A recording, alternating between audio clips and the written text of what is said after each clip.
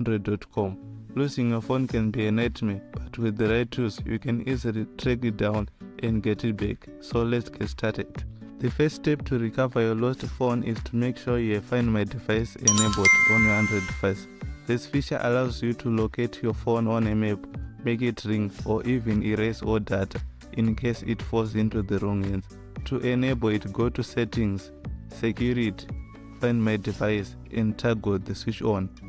Once you have enabled Find My Device, the next step is to sign in to Android.com from a computer or another device. This will allow you to track your phone's location, ring it, or locate it.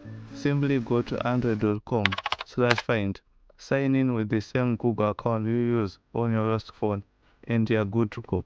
Now that you are signed into android.com, you should see a map showing your phone's last found location.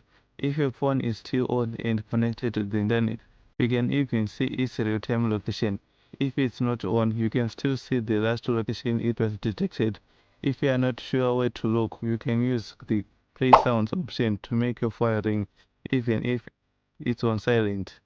If you are unable to locate your phone or think it might have fallen into the wrong hands, you can use the lock or erase option to protect your data.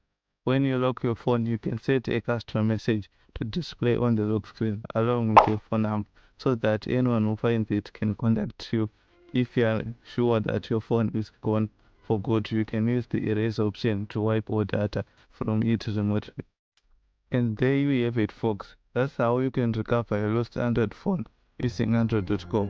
I hope you have found this video helpful, and if you did, don't forget to give it a thumbs up and subscribe to our channel for more tech tutorials like this. Thanks for watching, and we'll see you in the next one. Peace.